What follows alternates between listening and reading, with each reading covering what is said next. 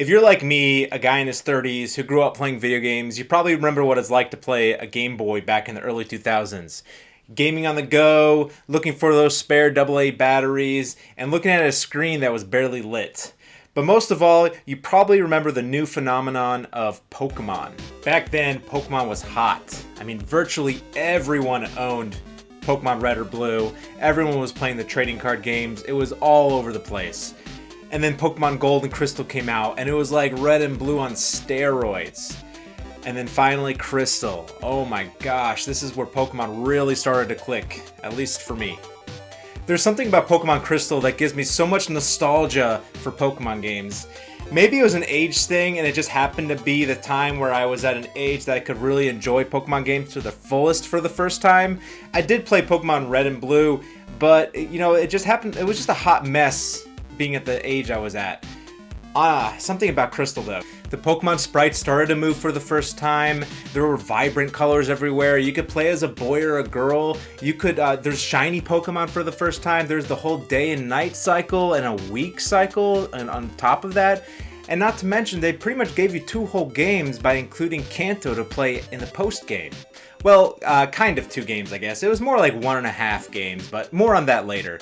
Either way, the first time you step into Kanto in that game, it was such an amazing experience. I mean, it was like this big secret that none of us knew about that we got to get revealed after finishing the game. Especially with the internet not being out there. Most people didn't know that you could play Kanto afterwards. It just kind of happened at the end, and there was like a kind of a hint earlier on, but you weren't really sure. So that was just such a great experience stepping into it for the first time. I don't know about you, but when your cheap parents basically buy you 1 game for the entire year, you want a game that you can put in a lot of hours. And I gotta say, Pokemon Crystal, as a kid, I played the crap out of that game. You had all the different week events, the day and night cycle, all the Pokemon you could catch. There was the entire thing with like the level grinding you had to do because the jumping from levels from certain parts of the game was just so intense. You got that feeling of finally beating that Miltank, that annoying Miltank for the 3rd badge. There was just so much to enjoy about this game, and not to mention the entire post game, and we'll get more into that later. I really enjoyed this game, and I played it a lot. Anyway, clearly nostalgia plays a huge role in how I feel about this game, but it's time to test whether it holds up in 2023. Can you pick up this game if you've never played it before and play it in 2023 and enjoy it? What if you haven't played this since it came out? Is it still enjoyable today? I played this game for the first time in 20 years, and I have a lot to say about it. So let's get into this retro review. First, please like and subscribe so I can produce more content like this. On to the review. Alright, real quick before we get into the review for real. I wanted to explain how I played this game. Because yes, you can play on the original Game Boy cartridge on original hardware like a Game Boy or Game Boy Advance, and hopefully you have an updated screen on those so it's easier to see. But I decided to play on the Retroid Pocket 3 Plus, and this is a retro handheld that pretty much plays everything up until GameCube. I decided to play it this way mainly for convenience sake, because one, you have the save states, which makes it very easy to load and boot up the games. Also, the fast forward feature, that was really important to me because this is a Pokemon game, which means there is going to be times where you're spending a lot of time grinding, and it is much better for me, being a busy person and dad who doesn't have that much time to play video games, to have the feature where I can fast forward through those hours and hours of grinding that you eventually are gonna have to do if you want to complete the game. So just a little note on that. Now let's get into the review for real. The evil organization in this game is once again Team Rocket, and I gotta say I kind of like what Crystal did with Team Rocket in this game. For most of the playthrough, Team Rocket's operating mainly in the background. They're kind of come across as just this ragtag organization trying to rebuild after Red took them down in the previous game. One thing notable is when your first encounter with them, you see them selling Slowpoke tails out of Azalea Town, and the whole situation is just really weird and off. I mean, it's kind of messed up, the idea of selling a limb of a Pokemon for profit. Very nefarious, if you will, and definitely tells you a lot about the gang. They're just trying to do their evil deeds, make money, and rebuild the Team Rocket into something great. I mean, that's just kind of the attitude they have throughout the playthrough, is that we're trying to rebuild and make something great so that Giovanni, comes back and accepts us again. So that's very much what Team Rocket is about in this game, and I do enjoy it a lot. Then you're more than halfway through the game, and all of a sudden, boom, Team Rocket is sending out radio signals to force Pokemon to evolve. You got to go in with Lance into their base and take them out, and then they're raiding Goldenrod City, and Goldenrod City's under attack, and you see Team Rocket members there, and they're blocking off paths, and they're taking over the radio tower, and they're all of a sudden trying to reach out to Giovanni through the radio tower, and things just get really out of hand. Getting the badges is just going to have to wait. You got to take care of the problem, which is Team Rocket. And of course, you take them out, all is good, and they disband. The Team Rocket involvement in Pokemon Crystal is light. It's a side piece to your journey of collecting all the 8 badges and eventually becoming the Pokemon champion. Now, I'm not saying there's anything wrong with future generations where the gang was kind of more involved and aiming really to take over the entire world. But there's just something charming about the ragtag Team Rocket group in Pokemon Crystal that's just working in the shadows and putting it all on the line just to do one big final strike. But anyway, back to the collecting the badges part. Collecting all 8 badges in Pokemon Crystal felt kind of rushed. Makes sense because there was only so much a Game Boy cartridge could hold, and they basically put 2 entire regions into it. I chose Totodile as my starter simply because this little dude is awesome, not for any strategic purposes. I decided not to do a Nuzlocke because I wanted to experience the game with a normal playthrough. For those of you that don't know what a Nuzlocke is, basically it's a set of rules that people put on themselves to make Pokemon games more challenging. So, for example, some of the rules will be like you can only catch the first Pokemon on the route that you encounter. Anytime a Pokemon faints in battle, it dies and you have to give it away. And you can't use potions in battles, and you can't level up past the maximum level of the ace Pokemon of the gym leader that you're playing. Man, but as soon as I walk out that first route outside of New Bark Town, I'm hit with waves of nostalgia over and over. The music is as awesome as I remember. The Pokemon encounters are doing those little animation that's so charming with the Game Boy sprites. The colors are vibrant with such a huge step up from Gen 1. There's that random guy that walks you around Cherry Grove City, showing you the few little houses. Arriving at Violet City, and there's that Bellsprout Tower with the pillars that move back and forth. At least I think those are pillars. Finding the Sudowoodo tree blocking your path and wondering what is that thing. And then there's the Ruin of Alph, which I'm realizing now I completely skipped over and never returned to. Whoops. Chasing around that annoying Farfetch'd in the woods, arriving in the golden city of Goldenrod for the first time, getting that mysterious egg and seeing what hatched out. Nope, not a shiny. Going back to the Sudowoodo tree and spraying it with water, finding the legendary dogs in the burned tower, seeing the red Gyarados for the first time and catching it, finding the medicine for the sick Ampharos in the lighthouse, and getting through those sliding puzzles in the ice bath, and so much more nostalgia. Anyway, let's put nostalgia aside and get on with the Pokemon Crystal review. I'm not gonna lie, the first 2 badges were a breeze. I didn't have to train much in order to take them out, really not much to be said there. Then there was Whitney. Oh man, that was as difficult as I remembered. That Miltank, holy cow, no pun intended. At this point, I was stubborn about grinding for level, so I redid that battle over and over and over, trying to sneak in a win using different little strategies. I would get so close sometimes, then she heals with that milk drink move. At this point, I was ready to punt that stupid cow straight out of the game. Jeez, that thing was a pain in the you-know-what. But finally, after a lot of frustration, I beat her. Something that I should point out in Pokemon Crystal is that there's not much progression between badges. You pretty much go from town to town fighting gym leader after gym leader, and there's not as much of that side story stuff that you would expect in other Pokemon games. There is some stuff, like there are some places where you have to do something in order to get the gym leader to appear. It's just notably less than later Pokemon games, and partly probably because of the fact that they put in 2 regions into one game. Next is Ecruteak City Gym with Morty. Morty is not at the gym. First, you gotta go to the Burn Tower, which is actually Burn in this game, what kind of cool. In there, you beat your rival, and he says something hilarious. And this is a good time to talk about the rival, because honestly, I think he's one of the best rivals ever in a Pokemon game. Yeah, he's a complete jerk, and I love it. No more of this like friendly competition, or we're all friends, yada yada yada. I actually kind of like the fact that he's just trying to diss you. And honestly, every time he calls you dumb and stupid and just like puts you down, it's actually really hilarious. Here are a couple of the lines that he says, and I just found it like, I found myself cracking up after that. And despite being a biggest jerk in Pokemon ever, he honestly has a very interesting character arc, which adds more to this concept of him being one of the best rivals. Throughout your encounters, he slowly comes to the realization that he can't win because he doesn't treat his Pokemon right. It's actually kind of deep for a character in a pixelated game.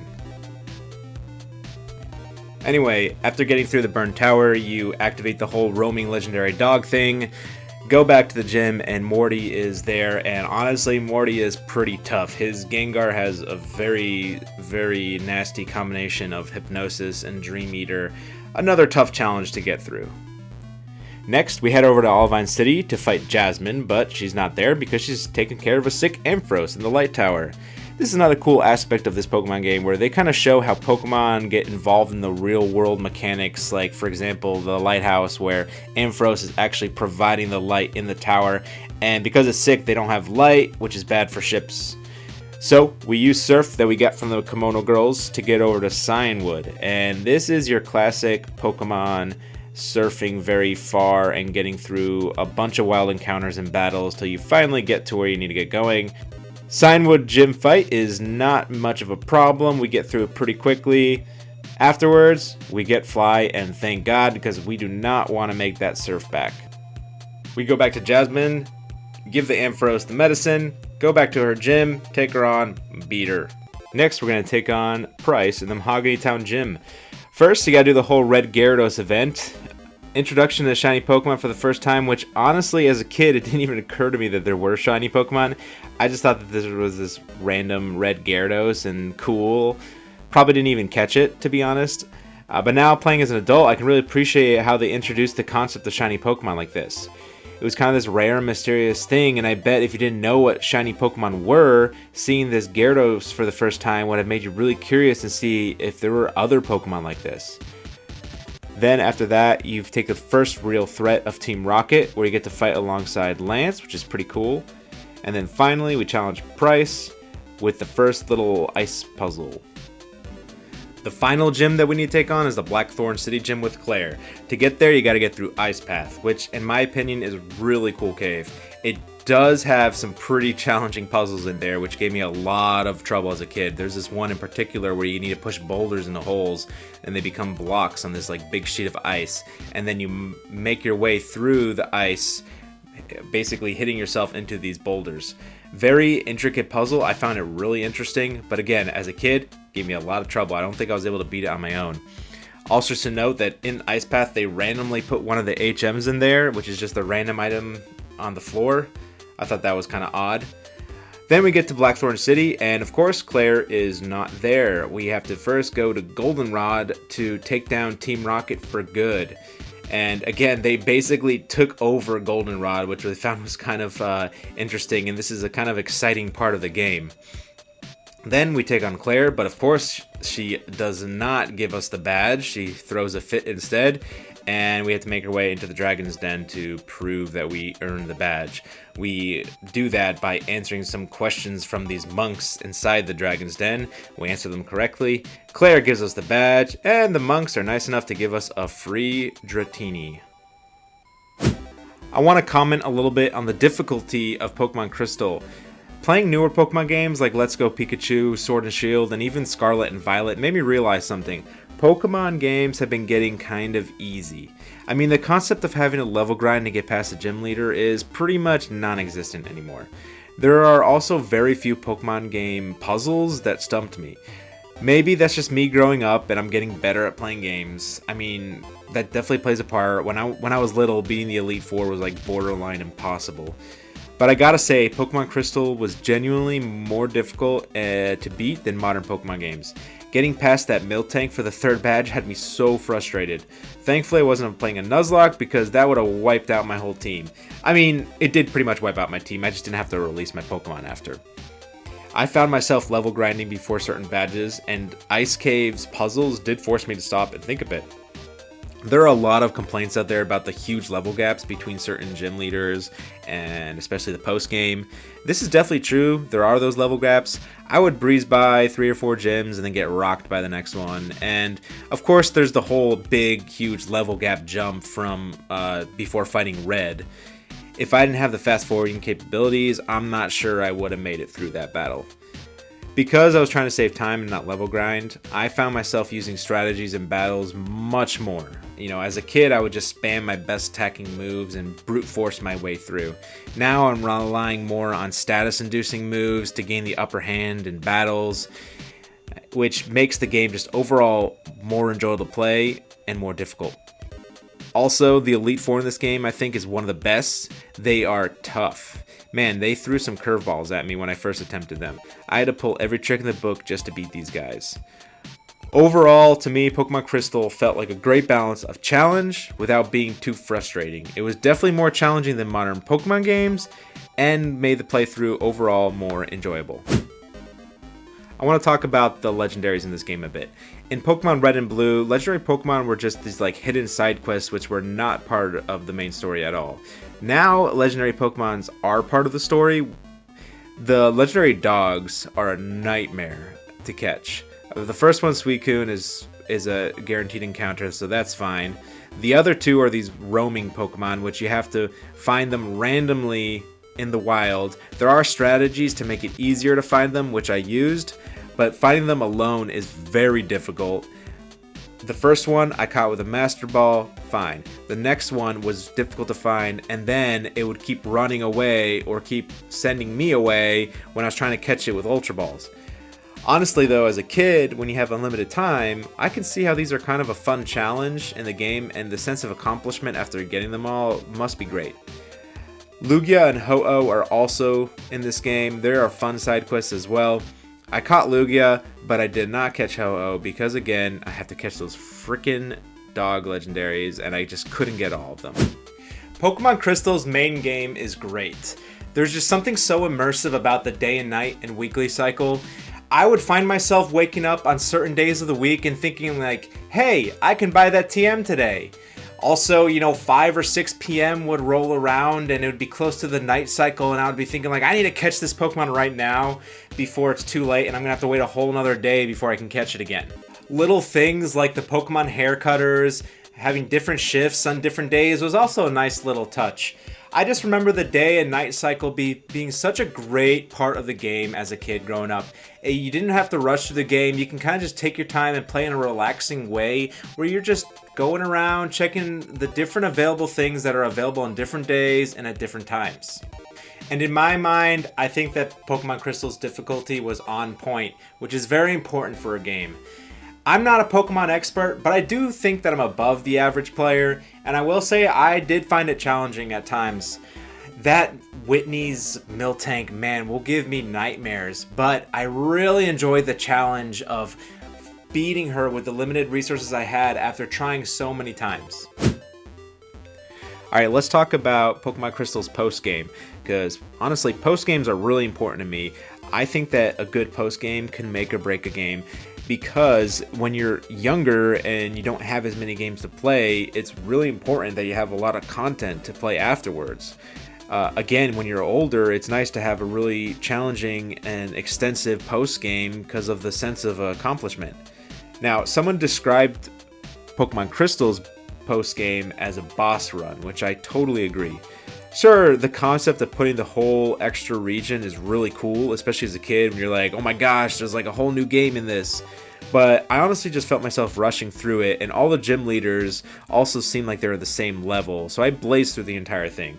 Except for Blue, the last one, he was kind of a difficulty spike.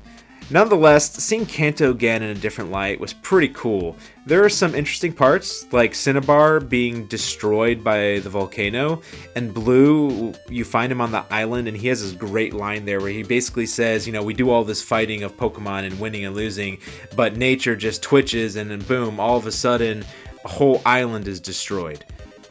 Now, aside from the gym rush, there is really not that much left to do except beat Red, which, as most of you know, is kind of insane. I mean, come on. There's like a level 80 Pikachu and the rest of the Pokemon are level like high 70s. And the other highest gym leader, which is Blue, are in the 50s. That's a huge level spike. Now, I decided to take on Red after my first Pokemon reached level 60. Now, I was under level, but I felt like my team was solid. And yeah, the fight was tough, but I ended up beating him with only using a few items, which I was pretty proud of. Now, there's a lot more than that to the post-game. There's technically the whole concept of catching every Pokemon, which that can add tons and tons of playability hours past the main game. And I definitely did not do that because I didn't have the time, but I could see as a kid that would be kind of appealing, especially if you don't have any other game to play at the time. You're just like, why not catch every single Pokemon? So anyway, is the post-game good in Pokemon Crystal? Yes, it is good. Is it like playing a whole extra game? No, not really. But honestly, a post-game is not supposed to be like a second game tacked on to a first one. In my opinion, of a good post-game is supposed to be full of long, like difficult challenges that can, either be something that you put some effort into and get the small accomplishments, or can end up adding like a ton of playability and adding a bunch of different challenges that you can accomplish. So, is Pokemon Crystal worth playing in 2023? I think the answer is 100% yes. It is definitely worth playing. It is such a joy. Pokemon Crystal is such a joy to play. This game, I was a little nervous when I first picked it up that most of my fond memories of the game was just going to be purely based on nostalgia, and I was going to start playing it and realize, man, this is just kind of a dumb game. I'd rather just play a modern game. But that's just not true. It was a fun game to play. The difficulty was on point and honestly very enjoyable when you think of all the easier games that are coming out nowadays. I found myself leveling up as little as possible and trying to get through, and it was a challenge. I had to use real strategies to get through the game instead of just powering through with higher level Pokemon. Generally speaking, you did have to grind still, which I know most people don't enjoy. And that's fine. I mean, there's just part of Pokemon games, and whether you like it or not, you're gonna have to do it at some point. Luckily, playing on an emulation way, I could fast forward, which made the game more bearable when I had to do the grinding. But overall, fun game to play, very charming. There's a lot of great dialogue. I mean, one of the best Pokemon quotes out there today, it comes from this game, which is Karen in the Elite Four, when she basically says, don't play with the strongest Pokemon, play with the Pokemon you love, which is, I'm butchering the quote a little bit, but that's essentially what it is. And, honestly, the storyline and dialogue was not as bad as I thought it would be, given it was an older game. There was actually some clever lines, some funny lines, and some really memorable moments. Definitely recommend this game in 2023. It's not just something you will enjoy playing, only for nostalgia's sake. I think new players will enjoy it as well. It's a fun game. It's difficult. There's a lot to do in it, a lot of content. The map is very well designed, so you don't worry about like not being able to get around quickly because you don't have the running shoes or whatever. They designed the map so it's not that annoying. It really isn't. And you get the bike pretty early on, so it's not a big deal. Anyway, highly recommend this game. Thank you so much for watching. Let me know in the comments if you'd like me to make more videos on retro reviews for different older games and how they play in modern day 2023 and beyond. I'm happy to make videos like this. I genuinely really enjoyed playing this game through again. It was a joy. It was relaxing. It wasn't as stressful as some of like the modern shooters I play and stuff like that. It was just fun to pick up on my handheld, sit down on the couch, have a cup of coffee next to me, and just play it for hours on end. So thanks for watching. Please like and subscribe, and I'll see you next time.